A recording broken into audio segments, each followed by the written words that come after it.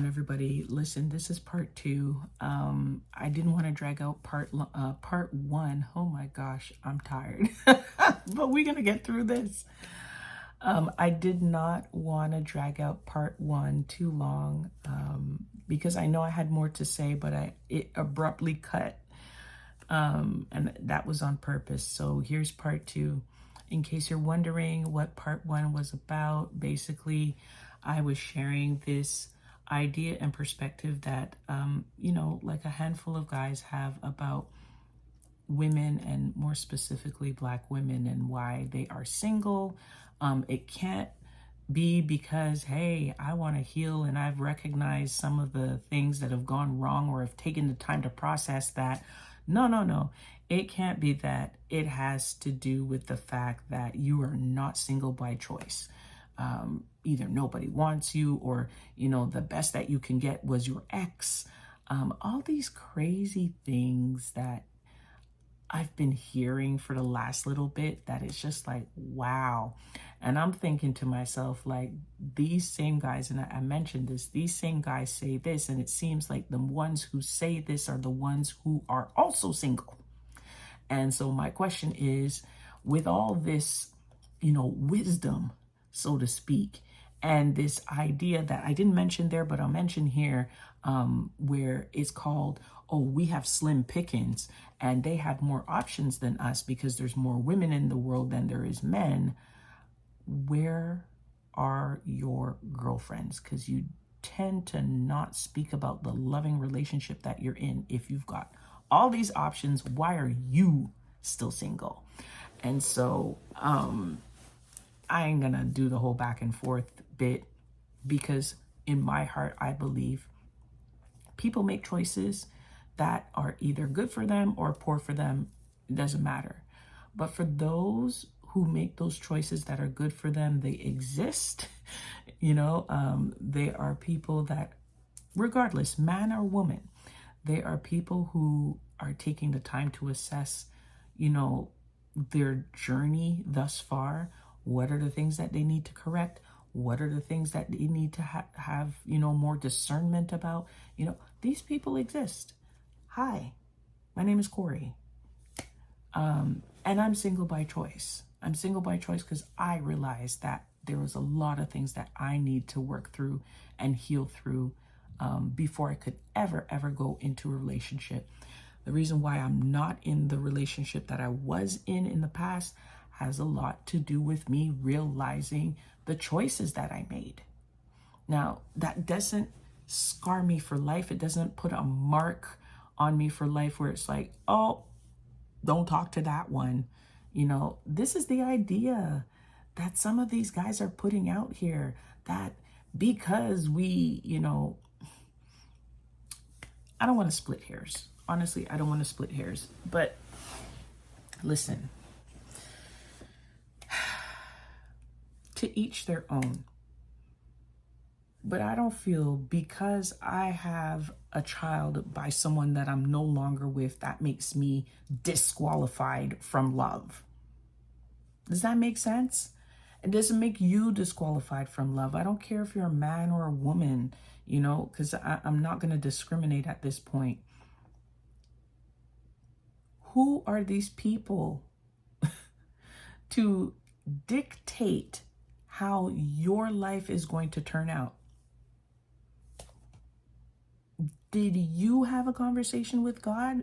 Because I would be like utterly surprised that you had a conversation with God about a group of women and how these women are not going to marry the love of their life. They're not gonna have someone come into their life and cherish them and protect them and all the things that we all want from our partner. Like, who are you?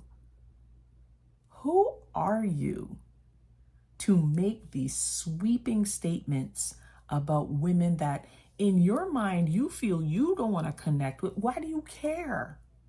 Why do you care? And I just, like I mentioned in the first video, I find it surprising that the men who say this are men who are single, and yet they want to tote all of this stuff about, oh, we've got options, we've got this, we've got that. Where's your girl at? Where's your woman at? Because if you really had a woman, this is how I know you're single and you don't have the options that you claim you have. You don't have them because maybe even the women that you're looking at, you ain't on their level. How about that? Got so much to say about the baby mamas out there and the divorcees and all of this stuff. And, oh, that was the best you could get and you left. So now that's it. Your life is over. Who are you? Who are you?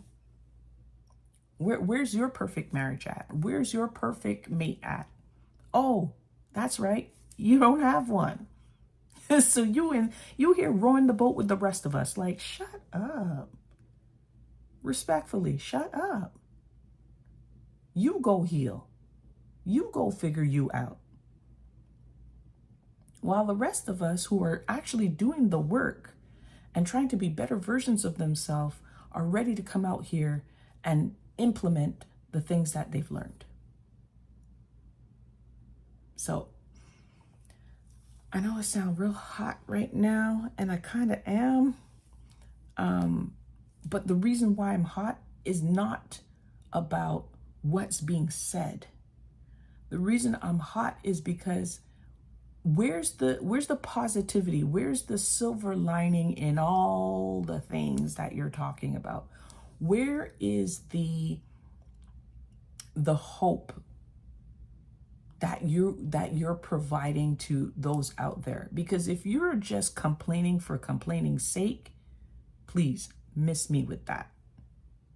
Miss me with that. I don't want it. You keep it. But as I come out here and I talk about these things as well, and I talk about the ones who talk about these things, my standing theory, and I've been through a lot of shit. My standing theory is, even though I've been through a lot of crap, I still have hope to align myself with someone who's meant to be with me and continue this journey. So, the inspiration behind this second part has to do with the conversation I had with someone where I said, I feel like I've done all that I can do by myself at this stage in my life. I may be wrong. That's up to God to really reveal that to me. But I feel like in some ways he's revealing that to me. And I've done all that I can possibly do on my own right now. There are things that I needed to do on my own in this season. And this has been a long season, but it's been worth it because I've discovered things about myself that I didn't even really realize fully or just flat out didn't know. The version that you see today, and I know there's a lot of you watching right now, you don't really know me that well, but there's a version of me today that I would have never imagined to become had I not gone through all the things that I've gone through. So, all that is meant for evil and wrongdoing, God turns around and makes it for good. And that's how I believe my story is going to continue. Doesn't matter that, in the eyes of whomever and whoever they are, who cares about them, that I'm a baby mama. And I'm not even a baby mama. I was in a full-blown relationship with the person before I had this child. So, regardless, I'm a single parent. Boo-hoo. So what? That doesn't stop my life from continuing to flourish. It doesn't stop me from meeting someone who is meant for me, right? Life is playing out the way it's playing out, but it's not the end. There's always the dice is always rolling. And I just might catch that hot hand, right? I have the opportunity to catch that hot hand. So do you. So don't let all these people who, especially on social media, and like I mentioned in there, I was thinking of someone when I was talking about this that, I get it. They come on, they say what they say, but like, just based on their movements, they ain't really got anything going on the personal side of things, whether that's by choice or not, to be an authority in that space and not come with something positive. Like, you're not even coming with something positive to say, despite the way women behave, despite the way women do XYZ, if you go through this process and this can happen for you. Where you end that off on, like, it's not the end. Does that make sense? So I just, and I'm saying this for the second time because I said this in part 1 too. I'm just so tired of people and their negative narratives and ideas and perspectives without taking, I get what it means to make a point, but you take it and you just end it like that, like we're all freaking doomed and destined for disaster. It's not true. You're only destined for disaster if you refuse to change, if you refuse to heal, if you refuse to address the things that have consistently taken place in your life that has developed a pattern. Then yes, you're destined for disaster because you're choosing not to address it. But for those who really want it, for those who really want that breakthrough, like, shoot, say there's a breakthrough somewhere. You don't know when it's going to happen, but it's going to happen if you take the steps towards changing your whole life around. Like, is it really that hard to say that? So, I'm going to calm down. I get really passionate in my speech a lot. But yeah, that's kind of where this whole conversation was inspired from. Just, I feel at this point, I don't know when that's going to take place. Just for me personally, I don't know when that's going to take place. I don't know with whom.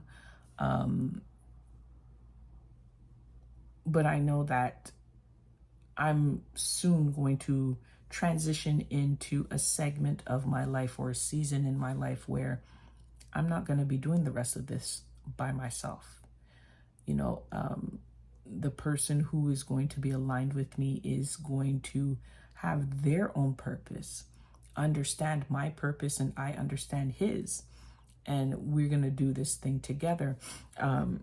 Just one small thing, because it just came up for me. I was talking with my business partner, and I was telling her that, if ever, or whenever I should say, not if ever, whenever I meet that person, quite honestly, I would hope that they are doing something else other than what I do. Once upon a time, I used to think like that my husband would be my business partner, if you will. Like, in other words, like, if I'm doing one thing, he's doing the same thing, and we're gonna go ham together on that. And that was my thing, that he would be into what I'm doing and him into and me into what he's doing. But not so much anymore, because the business that I'm in,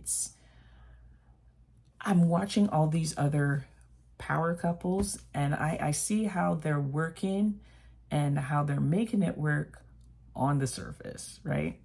I don't know what happens behind closed doors.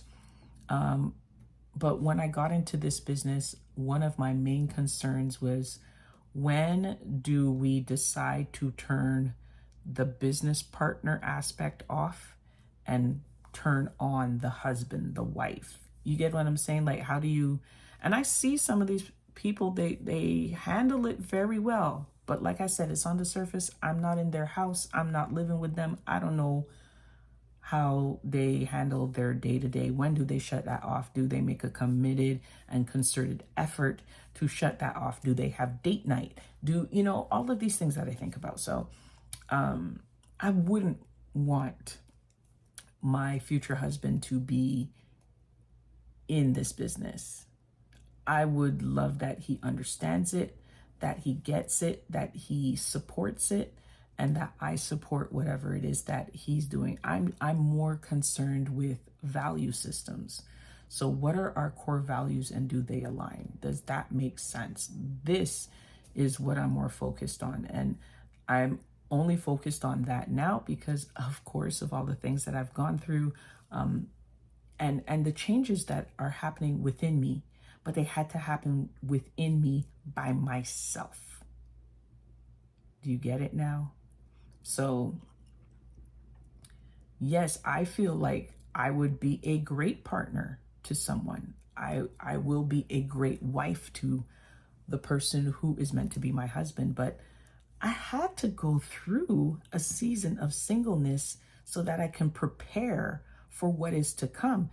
You can't wait till the event happens to now say, okay, what do we do? You get what I mean? There's certain things that you have to learn, and especially you have to be comfortable in your own skin. You have to have an identity. I feel like that's important as well. Having an identity. How can you have an identity when you're always kind of volleying back and forth and catering to someone else's needs? Nothing wrong with that. It's kind of hard to find yourself and identify yourself while you have someone else in your face. So, ladies, gentlemen, wherever you find yourself in this process, if you are single and you've been single for a while and you're trying to figure your stuff out, you're trying to understand you more, learn about you more, love you more, do not let these crazy people with their crazy ideas and, misery loves company narratives about why you're single. And, I don't even feel like men get really the brunt of that. The women do. So I'm really going to direct most of the energy to the ladies. Don't let these ideas and these narratives get to your head too much. What is meant for you is meant for you. If you have a desire in your heart to be married, to be aligned with someone, to be in partnership with someone, it's going to happen. I will tell you this. Do not rush the process, number one. And number two, focus on you. Focus on you. And when I say focus on you, I mean love yourself more, build yourself up more, develop yourself more, learn more, so that you come into that relationship with something to offer other than the cookie. Make sense? So, because there's so much more to you. Honestly, there is so much more to you than what is down there. And if I could help more women understand that, I would. And I feel like I can, and I will probably will through these videos. So I know it's a little bit of a long one, but I really needed to put that positivity back into the conversation, because that's what I'm about. Always wanting to speak life into things. And so, ladies, it's possible. Just work on yourself, work on what you've got going on, and that right person is going to walk into your life. Because the moment that you get so intentionally focused on you and your glow up and how, you want to live your best life and show up as the best version of yourself possible, trust me, they will be coming. Okay? They will come running, sometimes in droves. And then you use your discernment to really suss out who, is true blue and who is like, they just here just to get close to the light, right? So that's all I got to say, folks. You guys have a great one. And until next time, peace.